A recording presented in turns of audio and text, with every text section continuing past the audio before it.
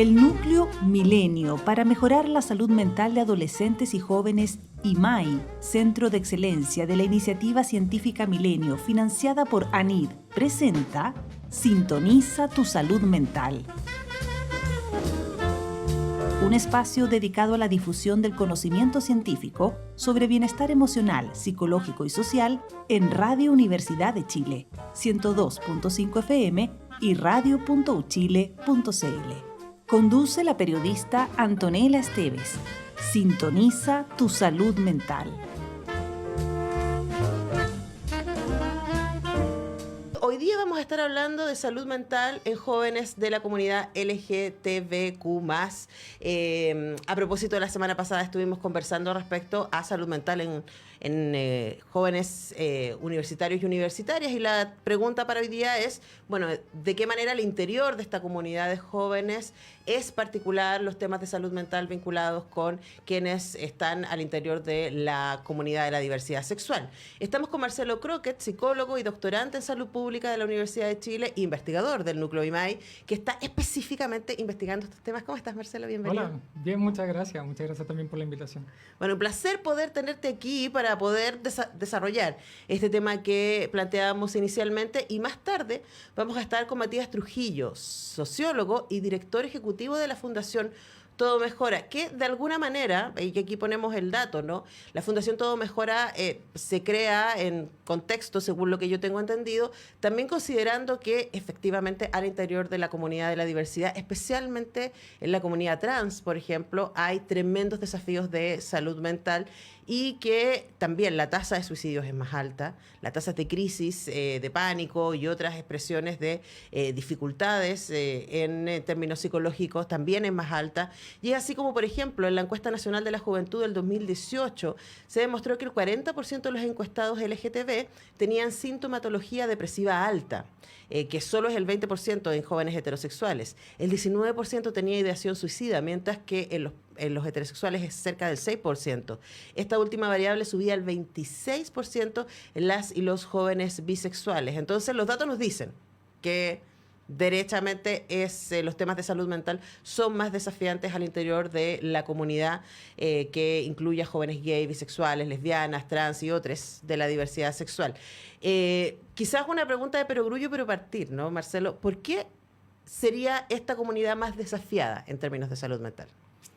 Sí, mira, lo importante de considerar esto es que no es parte inherente de ser LGBT, de tener una identidad de género que no es que no es cisgénero, ¿cierto? O una orientación sexual que no es heterosexual. No es inherente a las personas, sino que se crean estas dificultades por el hecho de ser parte de esta minoría en esta sociedad, en la cual hay discriminación, estigma, prejuicios, ¿cierto? Violencia también dirigida específicamente a las personas LGBT solo por el hecho de ser LGBT. Sí, ¿ya? Quizás ahí, para que la gente lo grafique mejor, ¿no? Es súper bueno recordar que no todas las sociedades, no en todas las épocas han sido patriarcales y han tenido esta lógica binaria, tanto en términos de la identidad como de la orientación sexual. Hay al interior de los pueblos originarios de toda Latinoamérica y de otros espacios del planeta, y hay otras épocas en donde ser parte, o sea, estoy pensando en los Two Spirits de los nativos americanos, por ejemplo, ¿no? Que se consideran, o no me acuerdo cómo se llaman, creo que se llaman Kaya o algo así en India, que son considerados incluso como parte de intermediarios, ¿cierto?, con lo divino. Entonces, no en todas las sociedades ser parte de la diversidad sexual es un problema. En la nuestra lo es. Y eso genera entonces, como tú nos dices, Marcelo, estos desafíos, ¿no? Sí. Entonces, no es como soy parte de la comunidad LGTB, por lo tanto tengo más altos índices de depresión. No, tengo más desafíos sociales. Claro, y tiene que ver con estos elementos negativos de la sociedad hacia las personas LGBT que crean entornos estresantes, y ese estrés que va perdurando en el tiempo, a la larga va generando problemas de salud mental. Ahora, si uno podría pensar que ha habido un avance social en este sentido, ¿no? Y que ser parte de la diversidad sexual en Chile en el 2023 es distinto que lo era hace 20 años atrás.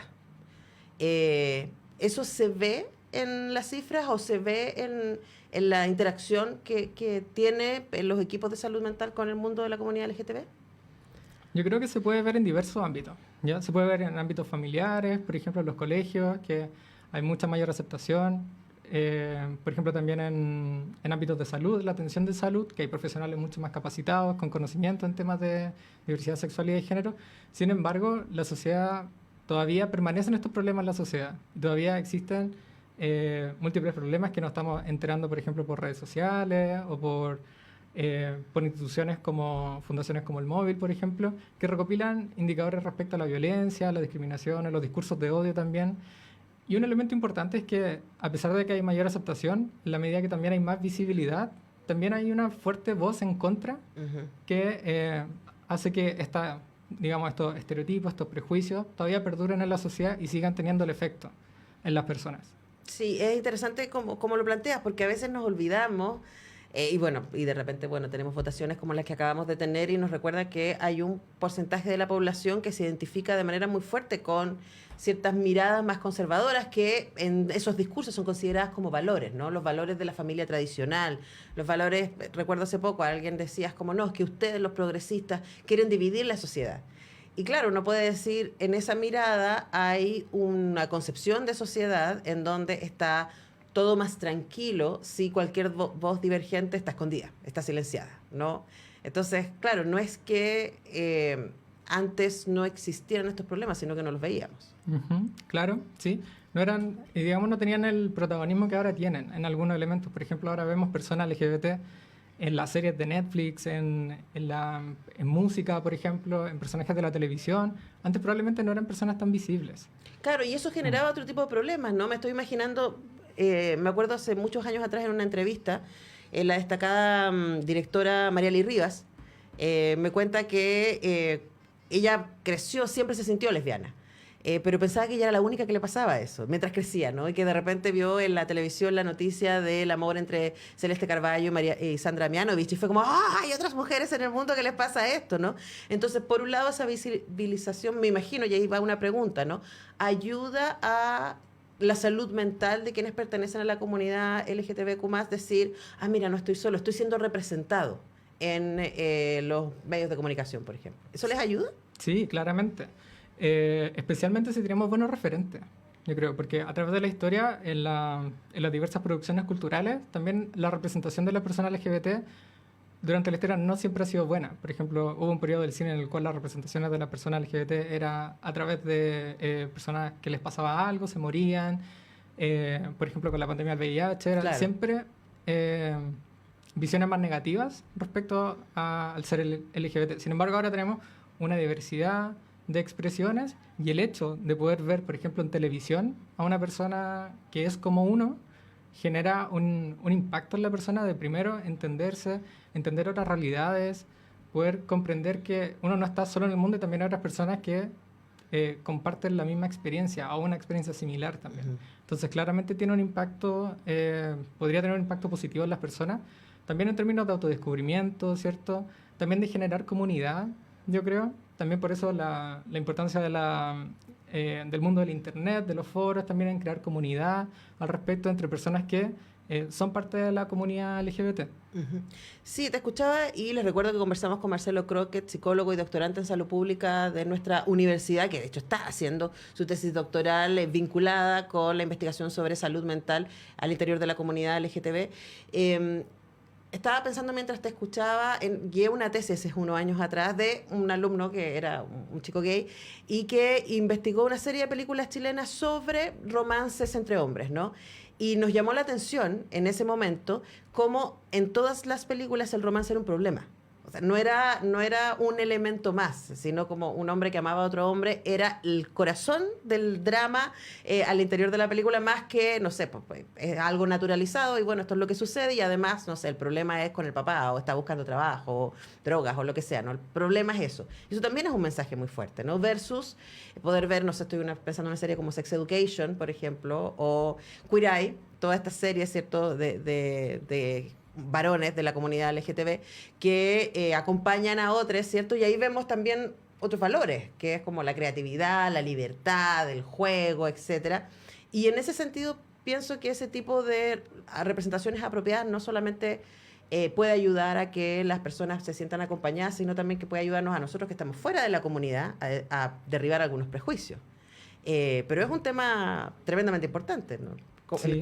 Cómo evaluamos aquello que estamos viendo. Sí, claramente que es un tema importante. No tan solo, también pensaba en las personas de la comunidad LGBT que pueden pueden verse reflejadas en otras personas, sino también para las personas heterosexuales y género que pueden conocer otras experiencias, otras formas de, por ejemplo, de vivir la sexualidad y vivir la identidad de género, pero encarnadas en personas reales. Ya no desde un estereotipo, no desde una imagen, una fantasía, sino desde verlo en real, ¿ya? Y verlo también no desde este lado negativo, por ejemplo, lo que comentaba de las películas, sino también, por ejemplo, en un contexto más celebratorio, como en Queer Eye, por ejemplo, o en otra serie en donde el hecho de, por ejemplo, ser gay, ser lesbiana, ser bisexual, justamente puede ser visto como algo positivo también.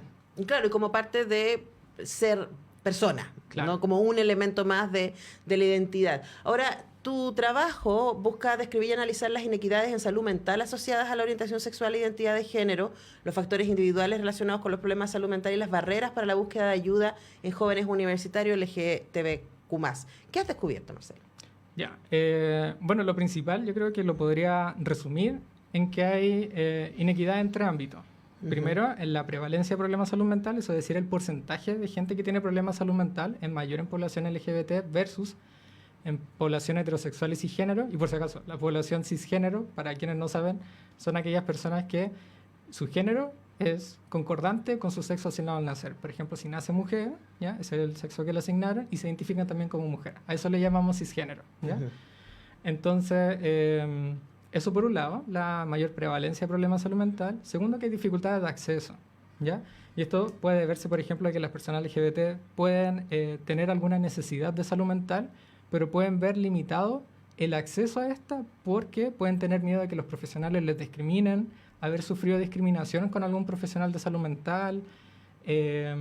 Por ejemplo, también no encontrar profesionales que sepan de estos temas, ¿ya? Como servicios más especializados. Por ejemplo, si necesito un proceso de transición de género y acompañamiento en ese ámbito, probablemente voy a necesitar un profesional un poco más especializado con conocimiento en el área. Y en el tercer punto tiene que ver con la calidad de los servicios, ¿ya? Y es cuando uno ya accede a la atención de salud mental, uno puede enfrentarse a también ciertos desafíos ahí, ¿ya? Y también estos prejuicios que existen en la sociedad, en todas las comunidades, ¿cierto? De que prejuicios negativos en torno a la orientación sexual también se replican en la atención de salud mental. Los profesionales de salud mental también pueden tener estos prejuicios, ya sea de forma más directa, como por ejemplo en prejuicios o en comentarios claramente que pueden ser homofóbicos, bifóbicos, transfóbicos, ¿cierto? También como microagresiones, como cosas más sutiles. Ahora, ¿ya? es interesante que digas eso, Marcelo, cuando ya hace varias décadas la Organización Mundial de la Salud sacó a la homosexualidad, por decir una sola, ¿no?, del interior de las enfermedades mentales. Por mucho tiempo se consideró al interior de esa categoría y también por mucho tiempo se consideró en muchas de nuestras sociedades un delito, ¿cierto? La relación sexual entre personas del mismo género. Entonces, llama la atención que esto pasó hace décadas y que todavía tengamos personas que están trabajando en el espacio de la salud mental que puedan seguir replicando estos prejuicios. ¿Existe al interior de la institucionalidad vinculada con la entrega de estos servicios capacitación en esta área? Sí, definitivamente. Yo creo que existen, primero capacitaciones, también en términos de la enseñanza. Yo creo que también hay una mayor promoción de, por ejemplo, identificar estos temas en la enseñanza a profesionales de salud mental. Sin embargo, todavía yo creo que falta, ¿ya? Y es importante también mencionar que estos elementos sociales, como el prejuicio, como el heterosexismo, ¿cierto? Como pensar que la sociedad rígidamente tiene que ser solamente entre hombres y mujeres y que esas personas tienen que ser sí o sí heterosexuales, esto claramente son elementos estructurales de la sociedad y que claramente también se van a replicar en otras personas independiente del nivel educativo que tengan. Por ejemplo, pensando en profesionales de salud mental.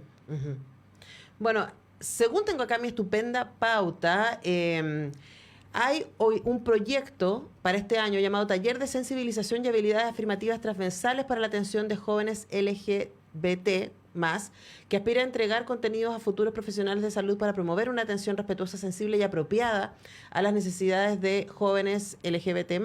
tú vas a estar participando de este taller y yo me pregunto, ¿qué es lo que necesita saber un profesional o una profesional de salud mental a la hora de enfrentarse a acompañar a alguien que está pasando, por ejemplo, por una depresión? Una transición es una cosa muchísimo más específica y que me imagino requiere habilidades y también ciertos tipos de conocimiento, pero por ejemplo una depresión, ¿qué es lo que debería saber de este paciente que es distinto a un paciente que es heterosis? Ujú. Sí, justamente me acordaba que en la investigación de mi tesis, varios estudiantes me decían que uno cuando consulta porque tiene un problema de salud mental, no porque soy bisexual o porque soy gay, ¿ya? Entonces es súper importante eso. Claro, el problema no es la orientación sexual ni la identidad de género. Sí, el problema es mi problema de salud mental, mi malestar, ¿ya? Entonces, claro, yo creo que es súper atingente esa división entre el conocimiento más especializado para acompañar un proceso, por ejemplo, de transición, o, por ejemplo, también un proceso de develación ante la familia, de la orientación sexual, etcétera. Por ejemplo, eso es cuando lo llamamos salir del closet, a eso me refiero con la develación. Y otros conocimientos que son más generales, ¿ya? Y desde esto lo llamamos en la literatura como enfoque afirmativo o terapia afirmativa, ¿ya? O atención afirmativa, todavía no es claro, no es un modelo de terapia propiamente tal, sino más bien una actitud, ¿ya? Y la actitud consiste en básicamente ser sensible a las dificultades que enfrentan las personas LGBT en la sociedad, ¿ya? Por un lado, y segundo, tener una mirada más positiva, promover esa mirada más de aceptación hacia las personas LGBT. ¿Ya? Ahora, yo no pensaría que hoy día se genera una tensión, ¿no? Y estoy pensando, por ejemplo, en papás bien intencionados que aman a su hijo, a su hija, y que este hijo tiene esta develación o sale del closet y pueden apoyarlo, pueden darle la bienvenida, que te vamos a querer como sea, ¿cierto? Siempre tener esa confirmación, pero al mismo tiempo, ¿cómo hacen para acompañarlo frente a un mundo que se está volviendo cada vez más hostil? O sea, tenemos esta tensión que es tan potente hoy día entre que parte de la sociedad está normalizando, está reconociendo que históricamente siempre ha habido gente de la diversidad al interior de las comunidades humanas, siempre, siempre, siempre, en todos los tiempos, en todas las culturas. El tema es cuánto les dejamos mostrarse y ser libremente, pero que al mismo tiempo en Chile hoy día el partido que saca más votos es un partido que no quieren quieren meter a estas personas al interior del closet de nuevo, ¿cierto? A costa de violencia incluso. Entonces, ¿cómo hacemos para en la salud mental acompañarlos y darles la bienvenida y también prepararlos para este mundo hostil? Sí, yo creo que lo primero es crear espacios seguros, ¿ya? En la medida que uno pueda crear un espacio seguro y fomentar el respeto hacia la persona, eso ya es como algo positivo, ir construyendo elementos que pueden servir a las personas para tener una mejor salud mental. Por ejemplo, desde la aceptación a la familia, desde el respeto en la escuela, ¿ya? Desde, por ejemplo, en la universidad también promover visibilidad, el reconocimiento. Esos elementos contribuyen a que las personas también se sientan aceptadas o que puedan... Yo creo que podría contribuir a que una persona sienta que en ese espacio no la van a tratar mal o no la van a discriminar. Y eso contribuye, ¿ya? Por ejemplo, que te pregunten el pronombre, ¿ya? Que respeten tu nombre social, que no cuestionen quién eres, ¿ya? Por ejemplo, todos esos elementos contribuyen al fin y al cabo, y quienes hacen eso somos nosotros, somos las personas. Entonces, hay que promover esos espacios, hay que promover eso en la sociedad, independiente, yo creo, de la orientación que cada uno podría tener. Son elementos de respeto básicos, ¿ya? Sí, sí, sí, de todas maneras. Y además también crear desde esa lógica, esto es lo saludable, esto es lo correcto, así debería ser, y lo otro, lo que está siendo hostil, es sobre lo que tenemos que trabajar. Claro. Socialmente también. Sí. Ahora, para cerrar, Marcelo, quiero preguntarte por el concepto de inequidad, que es uno que tú señalaste al principio y que ha aparecido en tu investigación, ¿cierto? ¿Cómo nos hacemos cargo de esa inequidad que tienen las personas al interior de la comunidad LGTB y que sigue existiendo a la hora de acceder y de poder continuar con acompañamiento en salud mental? Sí, mira, las inequidades son diferencias, ¿ya? Específicamente las inequidades en salud mental son diferencias, pero que se producen a la base por una diferencia en términos sociales. En este caso tendría que ser la orientación sexual y la identidad de género, es el elemento social, ¿ya?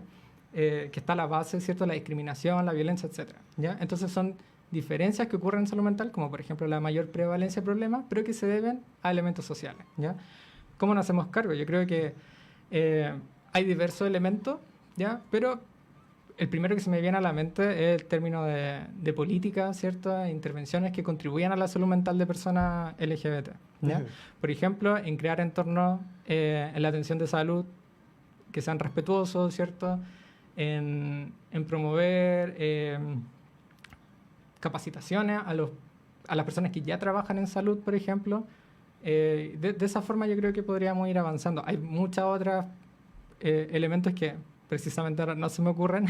Sí, no estaba pensando, por ejemplo, lo potente que es que tengamos un ministro de educación que sea abiertamente gay, ¿no? Claro. Eso es un tremendo, o sea, culturalmente ese es un tremendo. Yo recuerdo hace unos años atrás haber tenido amigas lesbianas, profesoras que no podían llegar con su novia, con su pareja a un evento porque temían que las pudieran echar del colegio, o sea, así de radical, no hace tanto tiempo atrás. Y que hoy día tengamos a un ministro, bueno, tenemos varios ministros, pero que sea el ministro de Educación en particular, quien declaradamente sea una persona homosexual, es tremendamente potente. Y yo pienso también hay otro espacio para desarrollar capacitación, por la potencia que tienen los profesores y profesoras en la formación de estos niños y niñas que están ahí recién haciéndose preguntas respecto a quiénes son. Sí, y también es importante, por ejemplo, tener una diputada trans como Emilia, por ejemplo. Emilia Schneider, que es amiga de esta casa. Sí. Estamos aquí muchas veces. Claro, también es súper positivo también ver que personas de la comunidad pueden tener cargo de poder también y de elección popular. Entonces, también es una imagen fuerte en ese sentido y que puede también contribuir desde ese ámbito, ¿ya? También Pero es importante acompañar a esas personas porque de verdad qué duro les dan. Sí. O sea, en términos mediáticos, en términos de redes sociales, constantemente reciben agresión. Y ahí uno puede imaginarse que mucha gente de la comunidad dice, uy, yo no me metería, no me haría más visible porque mira el nivel de violencia que se recibe. Exactamente, sí. Y de hecho justamente la violencia, la discriminación en la calle y en diversos espacios yo creo que siempre ha sido un tema en la comunidad LGBT y todavía sigue siendo a pesar de todos los avances que han tenido. O sea, que hemos tenido como sociedad, como por ejemplo tener el matrimonio igualitario, ¿cierto? La ley de identidad de género. A pesar de eso, igual siguen existiendo ¿ya? Esta violencia dirigida hacia las personas LGBT solo por el hecho de ser LGBT. Entonces, también es muy importante trabajar eso. También, por ejemplo, de las políticas, desde la ley de antidiscriminación, ¿cierto? También la antidiscriminación en los colegios, ¿ya? Yo creo que hay mucho avance en ese ámbito, ¿ya? Pero siempre un tema que hay que continuar. Claro, porque el tema es cultural y por eso quizás es importante volver a las lógicas de representación que estamos viendo en televisión, que estamos viendo en las películas, que estamos escuchando en las canciones y cómo también desde ahí podemos crear un lenguaje que nos permita darle la bienvenida a todos y a todas y a todes, cómo nos movemos. Hemos estado conversando con Marcelo Croquet, psicólogo doctorante de Salud Pública de la Universidad de Chile, investigador del Núcleo Milenio para mejorar la salud mental de adolescentes y jóvenes IMAI. Antes de despedir a Marcelo y esta primera parte del programa, contarles que dentro de la labor de promoción de contenidos a la comunidad en general, el Núcleo Milenio IMAI participa en la actual campaña comunicacional Despierta un Cambio para promover la discusión sobre temas de interés para los jóvenes. Y como cierre de esta actividad, se realizarán 4 conversatorios abiertos al público joven que se harán el 29 de mayo en el Teatro Nescafé, acá muy cerquita, aquí en Manuel Montt con Providencia, y una de esas charlas va a girar en torno a la ansiedad y la segunda acerca de diversidades sexuales en ambas, y May colabora generando los contenidos iniciales para la conversación. Así que dejamos la invitación abierta. ¿Tú vas a estar ahí? Sí, de hecho yo voy a estar hablando sobre temas de diversidad sexual y de género, y bueno, IMAI también participa en el tema de ansiedad. Perfecto. En jóvenes. Así que, y hay que ir solamente, el 29 de mayo. Hay que inscribirse. En la página web de Nescafé hay en Nescafé Despierta un Cambio, ¿ya? Hay un link en el cual se pueden inscribir, dejar sus datos de inscribirse. Ok, eso es, busquen entonces Nescafé Despierta un Cambio para que puedan participar de esas conversaciones el 29 de mayo en el Teatro Nescafé y también puedan ir a escuchar y tener más herramientas al respecto. Vamos a ir a la música a propósito, ¿cierto? De representación. No me llamo Sebastián. Canta Niños Rosados, Niñas Celestes y volvemos en un ratito para seguir conversando. Acá vamos a estar hablando con el director ejecutivo de la Fundación Todo Mejora, Matías Trujillo, después de la canción y de la pausa. Estás escuchando Sintoniza tu salud mental en Radio Universidad de Chile.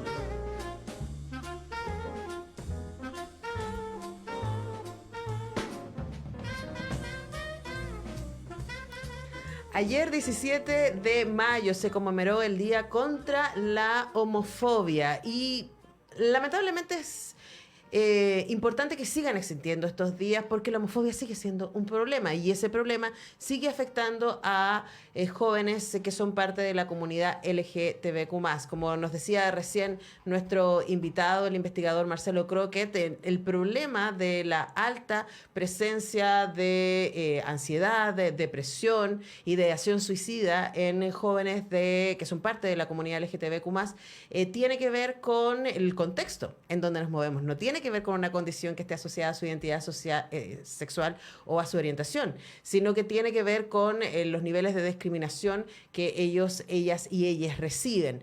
Una organización que trabaja a nivel mundial con esto es It Gets Better y que tiene en nuestro país su filial, la Fundación Todo Mejora, y tenemos al otro lado de nuestro Zoom a Matías Trujillo, sociólogo y director ejecutivo de la Fundación Todo Mejora. Matías, ¿cómo estás? Buenas tardes. Hola, muy buenas tardes, estoy muy bien. Muchas gracias por este espacio. Nos alegra desde la Fundación poder abrir esta conversación, sobre todo a nivel de medios de comunicación. Matías, voy a partir por una pregunta muy obvia, ¿no? Pero ¿por qué es necesario decirle a jóvenes de la comunidad LGTBQ+ que todo va a mejorar? Yo creo que es muy necesario porque principalmente cuando uno de alguna otra manera hace alusión a esta idea de estar en el closet, estar en el closet implica de alguna u otra forma vivir en un miedo permanente a ser agredido o agredida o agredida en base a la orientación sexual, identidad o expresión de género de la persona.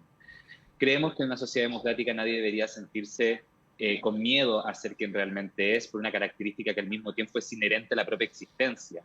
Y desde ahí, desde la Fundación, nacemos justamente para entregarle un mensaje de esperanza a quienes hoy no logran visualizarse en una adultez posible, justamente a propósito de la experiencia de acoso y maltrato que viven, así como también de la pérdida de redes de apoyo.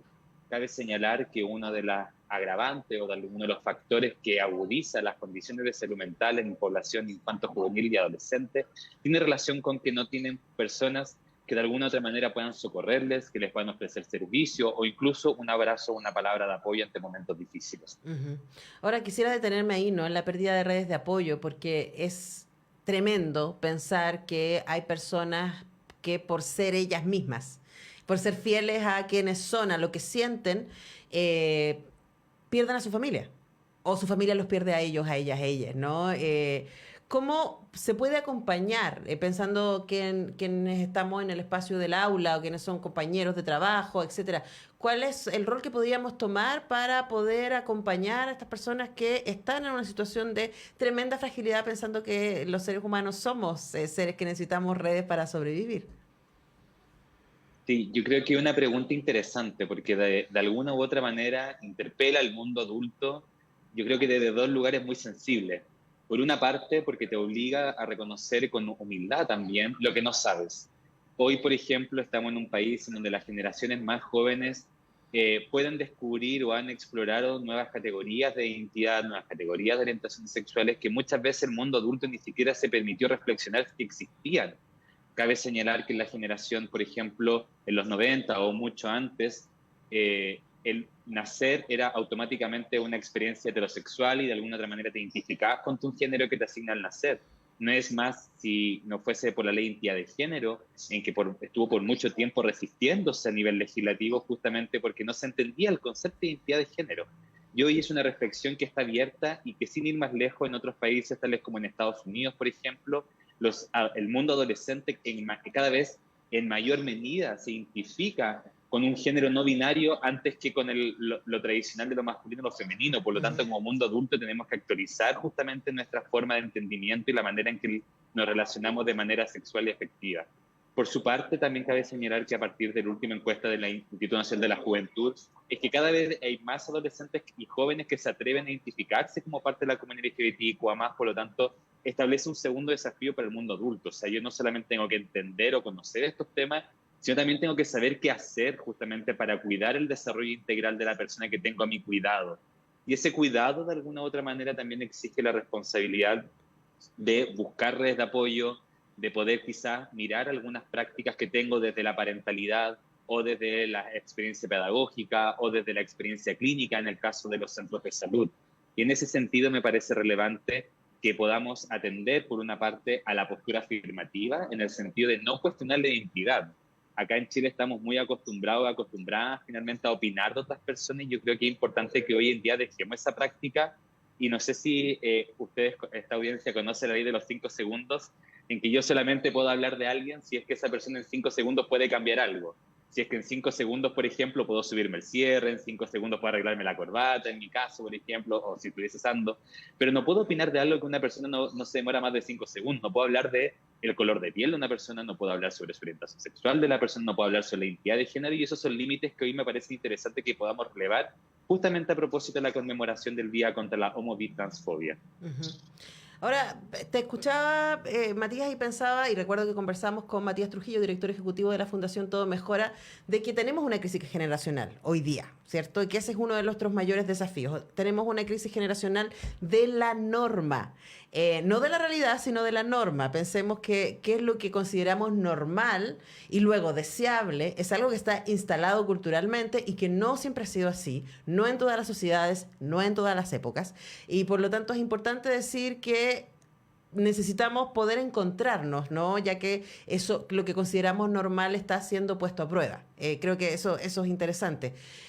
Pensemos en los adultos que nos están escuchando, ¿cierto? En ellas y en ellos que están pensando, ya, pero es que en mi época estas cosas no se veían, entonces no sé cómo hacerlo con mi niete que aparece y que tengo que hablar ahora con inclusivo. No entiendo qué diablos es esto. Entendemos que hay gente que le cuesta mucho, que se siente que hay cosas en riesgo, que siente que es una agresión, etcétera. Pero hablemos de la gente bien intencionada que quisiera tener más herramientas. ¿Qué es lo que deberían saber? ¿Cuáles son las consideraciones a tener? Yo creo que lo primero es que antes de detenerse, por ejemplo, en el caso de la E o la X, que genera mucha roncha a nivel de discusión social, ¿no? Yo creo que hay que entender de que estamos hablando de una identidad, estamos hablando de una persona, estamos hablando de una persona que existe, que está presente, y antes de esa discusión teórica del lenguaje, lo que dice la RAE, lo que hay que ver es lo concreto. Y lo concreto es que hoy día, por ejemplo, existen adolescentes trans, existen niñeces trans, y que de alguna otra manera la evidencia científica y los estudios indican que son personas que tienen mayor propensión, por ejemplo, a la depresión, a la ansiedad y al comportamiento suicida, lo cual me parece que debería ser el centro de atención de esta discusión. O sea, el bienestar de la persona depende en gran medida de las condiciones que como adulto, como mundo adulto, podamos generar para ese crecimiento integral. Y desde ahí me parece que es interesante, por una parte, reconocer lo que no sé y pueda buscar información. Desde la Fundación Todo Mejora hemos entendido que muchas personas no saben de alguna otra manera cómo tratar, qué hacer, y por lo mismo hemos dispuesto de materiales y manuales que de alguna otra manera pueden orientar y aprender y educarse. En todas las épocas, en todos los momentos de la humanidad han habido estos cambios que de alguna u otra manera interpelan a los más adultos y también desafían a los más pequeños justamente a poder actualizarse y a llegar a un acuerdo. Ahí, en ese sentido, antes de pensarlo como una crisis, yo creo que es una oportunidad que tenemos como sociedad para justamente mirarnos y remirarnos desde una lógica del respeto y desde la dignidad. Sobre todo esto en un contexto social en donde vemos cómo los grupos antiderechos han ido posicionándose. Y, por ejemplo, siguiendo este ejemplo que puse de Estados Unidos, es que en Estados Unidos existe una alarmante cantidad de nociones y mociones a niveles de Estado justamente para impedir que adolescentes trans puedan acceder a los derechos a la educación basado en fake news. Y eso me parece preocupante porque de alguna u otra forma se sigue agudizando y estableciendo esta presión basal que ya fue explicada sobre lo que es ser estar en el closet sin red de apoyo. En esta línea también cambiar algunas conductas. También desde el mundo adulto muchas veces tenemos esa lógica de que la preocupación se traduce en un checklist. Llegó tu hijo, tu hija, tu hija de la sala de clase, del colegio, uno le pregunta como, oye, ¿cómo te fue? Bien, check. ¿Te comiste el almuerzo? Check. ¿Jugaste la pelota o hiciste lo que te gustaba? Check. Y ahí se acabó la conversación, cuando muchas veces esta conversación debería ser un ¿cómo te fue? ¿Te gustó el almuerzo? ¿Qué te gustaría comer mañana? ¿Cómo te fue con tu amigo? ¿Te juntaste con tu amiga? ¿Jugaste la pelota? Oye, ¿qué pasó con el problema? Y es una conversación continua, no es una conversación de checklist. Y desde ahí que también tenemos que abrir espacios de confianza para poder entendernos mutuamente. Y me parece que eso es lo bonito también de esta oportunidad de poder abrir conversaciones, poder afrontarlas desde lo que no se sabe y poder también contenerlas, justamente teniendo en consideración de que hoy hay organizaciones y también en distintas iniciativas a nivel de Estado en que podamos poner tanto de información a disposición, pero también de redes de apoyo. En ese sentido, teniéndome en el trabajo que hacemos en la Fundación y contamos con una línea de ayuda que opera a distancia, que se llama el programa Hora Segura, que está pensado para niños y adolescentes jóvenes hasta 29 años que buscan orientación sobre su identidad, pero que también puedan buscar primer auxilio psicológico porque justamente sus papás o su mamá no pueden apoyarles o no quieren apoyarles derechamente. Y desde ahí que nosotros podamos intervenir y que podamos darles apoyo a distancia para que pueda visualizarse en un futuro mejor. Entonces yo creo que son varias las cosas que hay que poner, pero sobre todo yo creo que el mensaje que me gustaría dejar a la audiencia es que hoy día las personas más jóvenes tienen necesidades, tienen una realidad propia y eso hay que validarla y respetarla de igual manera que la propia. Ujú. Sí, yo creo que probablemente el aprendizaje primero en la escucha, ¿no? Absolutamente, la escucha activa, sin juicios, sin cuestionamientos. Y esa escucha viene también de la idea de que uno no sabe y que uno no... ¿Quién es uno para decirle al otro lo que siente, lo que es? ¿Cierto? Claro. Y decirle, no, que tú no te deberías sentir así o no, tú no deberías de pensar de ti de esa manera. Decir, bueno, ¿por qué estás sintiendo eso? ¿Cómo te acompaño? ¿Cómo te ayudo? ¿Cierto? Y desde ahí quería preguntarte, Matías, a propósito de lo que tú nos cuentas de la hora segura, ¿cierto? Esta línea de atención confidencial donde profesionales reciben preguntas y dar contención y orientación a niños, niñas y jóvenes hasta los 29 años. Pueden tener más información en horasegura.todomejora.org. ¿Qué es lo que ustedes reciben ahí? ¿Cuáles son los temas que se repiten y que ya no se trata solamente de un caso puntual, sino más bien que podemos hablar de fenómenos sociales a los que los deberíamos abordar? Sí, ahí para conectarse a la hora segura, hoy está disponible una aplicación móvil que pueden descargar de Android y futuramente va a estar disponible una aplicación para iOS, de tal manera que las personas puedan descargar su aplicación y puedan conectarse dentro de las 45 horas de atención. Si no se cuenta con Android, pueden hacerlo a través de un link que está disponible en el Instagram de la Fundación y en la página web. El Instagram es @todomejora y en la página web todomejora.org. Ahí, respondiendo a tu pregunta, que me la puedes repetir, que me concentré... ¿Cuáles son los temas que se repiten constantemente, que ya, claro, que ya no podemos decir que es una cosa puntual, sino que efectivamente es una cosa social? Sí, por ejemplo, hicimos una investigación sobre cómo impactó la pandemia y quienes se contactan al programa Hora Segura. Pensando, finalmente, utilizando ciencia de datos, descubrimos cómo variaron las categorías de ansiedad. Y, por ejemplo, la pandemia nos dejó esta experiencia de lo virtual. Y desde lo virtual es que muchos adolescentes comenzaron a sentir ansiedad por la imagen que reflejaban en la cámara, porque permanentemente, por ejemplo, si yo soy una persona que no me identifico con mi género que me asignaron al nacer, estoy mirando lo que no soy a lo que yo quiero ser. Uh-huh. Y eso me genera ansiedad. Es importante que podamos focalizar esos pequeños cambios nomás, que son sutiles, porque yo creo que nadie se cuestiona el impacto del autorreflejo. Otro caso, por ejemplo, que nos contactan es que muchas veces el mundo adulto en este querer saberlo todo y querer quizá abrazar un cuidado demasiado abrumador, ¿no? Es que muchas veces le quitan la privacidad a los más jóvenes. Y nos pasó en reiteradas oportunidades que nos escribían adolescentes diciéndonos, prefiero verbalizar con ustedes lo que me está pasando o los dolores que estoy sintiendo antes que hablarlo con mi psicólogo, porque mi mamá o mi papá se ponen al otro lado de la puerta a escuchar lo que estoy diciendo. Y eso me parece también preocupante sobre cómo, qué es lo que estamos pensando por cuidar. Y otra problemática importante que también nace de otro estudio, de una caracterización que hicimos a casi 5.000 personas que nos contactaron, es que el 70% reportaban violencia de alguien de la familia. Si bien Todo Mejora nace justamente para promover un mensaje de esperanza en quienes vivían de bullying, hoy nos damos cuenta que las violencias que están viviendo las personas más jóvenes son múltiples y al mismo tiempo simultáneas. La violencia intrafamiliar es preocupante, no solamente quizás por las ansiedades propias de vivir en un contexto con mucha incertidumbre, sino también me parece preocupante porque hoy las familias se están olvidando que los hogares deben ser espacios de cuidado. Al mismo tiempo, el mundo adulto, por ejemplo, desconoce sutilezas, ¿no?, sobre cuáles son las nuevas lógicas de violencia que operan a través de Internet. Y al mismo tiempo suponemos que porque muchas veces las generaciones más jóvenes no entran en este conflicto quizás físico, es porque hay ausencia de conflicto, cuando muchas veces el conflicto se ha trasladado en otra esfera de la vida de las personas más jóvenes, y por lo tanto la comunicación permanente, el validar, la escucha activa y por sobre todo esta escucha sin juicios y al mismo tiempo que te afirme y te creo, es fundamental para poder detectar tempranamente aquellos elementos que pueden ser de alguna otra manera amenazantes para las personas más jóvenes. Bueno, nosotros queremos invitarlos a que conozcan el trabajo de la Fundación Todo Mejora. Pueden ir a horasegura.todomejora.org, pueden seguirlos en sus redes sociales, también en Instagram, todomejora.org. Y claro, como tú decías, Matías, y recuerdo haber leído varios libros sobre esto, en donde, claro, en las generaciones anteriores entendíamos el bullying o la violencia en los colegios o entre pares como algo físico que sucedía cara a cara, ¿no? Entonces, si el niño llegaba con moretones, con algún tipo de herida, uno decía, bueno, se agarraron de combo en el colegio. Pero eso terminaba una vez que uno llegaba a la casa. Y sabes que ahí me gustaría como poner un dato sobre la mesa.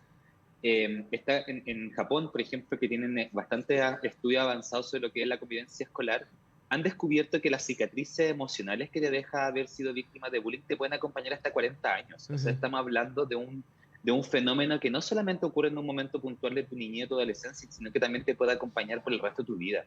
Y eso yo creo que es lo importante de esta conversación, que podamos cuantificar y darse cuenta del valor de lo que significa tener una niñez y adolescencia libre de violencia. Claro que sí, porque además estamos hablando de las etapas fundacionales de nuestra identidad, ¿no?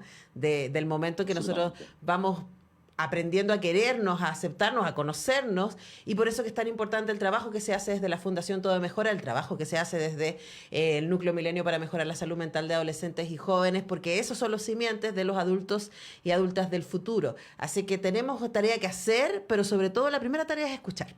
Y entender que hay alguien a quien acompañar, no hay alguien a quien arreglar, sino más bien a alguien a quien uno puede ponerse a disposición, ¿no? Eso es probablemente lo más poderoso que podemos hacer como adultos cuando vemos a un niño o a un joven o a una joven que está haciéndose preguntas, bueno, ¿cómo te acompaño? ¿Qué te sirve, no? Claro, y cómo yo también puedo salir de eso. O sea, el otro día escuché el testimonio de una activista trans que contaba que lo que más le había dolido a ella era que cuando le contó a su familia sintió un duelo. Y ella se preguntaba, yo siempre he sido la misma persona, solamente que ahora me atrevo a mostrarme tal cual soy. O sea, no es un duelo, es una continuidad.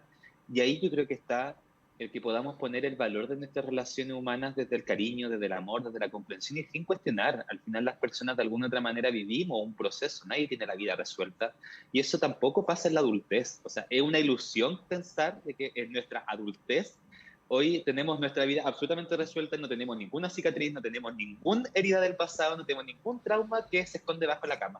Entonces yo creo que también es importante que también miremos nuestra propia experiencia con más cariño también y más autenticidad. Por supuesto que sí, pues si estamos llenos de crisis. Justo estábamos hablando de un amigo más temprano en las crisis de los 40 y es como, bueno, ¿por qué vienen eso? Porque hay cosas que no tenemos resueltas y pensamos que las íbamos a tener resueltas a esta edad y etcétera, ¿no? Pero bueno, el enfoque es, para tener adultos más sanos, lo bueno es acompañarles desde las edades tempranas con sus preguntas, con sus conflictos, con sus dolores, pero ojo, acompañar y escuchar y frente a situaciones más específicas poder pedir ayuda y para eso hay un montón de instituciones, entre ellas la Fundación Todo Mejora. Hemos conversado con su director, Matías Trujillo. Muchas gracias, Matías, por este tiempo. No, muchas gracias a ustedes por el espacio. Feliz de poder abrir esta conversación en los lugares en donde también muchas audiencias probablemente no se han cuestionado esto. Y ahí el llamado yo creo que es nuevamente a que podamos escuchar, entendernos y por sobre todo buscar ayuda cuando nos necesiten. La Fundación Todo Mejora en sus redes sociales, @todomejora y también todomejora.org, cuenta no solamente con esta red de apoyo, que es el programa Hora Segura, también cuenta con materiales para que las personas que quieran descubrir más sobre estos temas puedan conocerlos. Así que desde nuevo agradezco el espacio y que se haya generado en el lugar. Bueno, un abrazo, Matías, y muchas gracias a ti y a todo el equipo de la Fundación Encantado. Todo Mejora. Nosotros les recordamos que este programa y todos los programas que hemos hecho aquí en la sección Sintoniza tu Salud Mental de Radio Universidad de Chile, pueden escucharlos en la sección Vuelve a Escuchar de radio.uchile.cl. También pueden ver las conversaciones, porque los que estamos acá en el estudio o las por Zoom, están todas en nuestro canal de YouTube, al igual que todos los contenidos que hacemos desde el Departamento de Prensa de Radio Universidad de Chile. Acá nuestros fantásticos colaboradores Alexis y Patricio han escogido la canción de cierre, así que muchas gracias, chiquillos, por su trabajo. Muchas gracias al Super Julio que nos pone ahí los contenidos desde el Núcleo Milenio para mejorar la salud mental de adolescentes y jóvenes. Nos vamos escuchando a Javiera Mena. Yo regreso mañana a las 10 para hacer semáforo. Que esté muy bien. Adiós. El Núcleo Milenio para mejorar la salud mental de adolescentes y jóvenes y MAI, Centro de Excelencia de la Iniciativa Científica Milenio financiado por ANID, presentó Sintoniza tu Salud Mental. Un espacio dedicado a la difusión del conocimiento científico sobre bienestar emocional, psicológico y social en Radio Universidad de Chile, 102.5 FM y radio.uchile.cl. Condujo la periodista Antonella Esteves.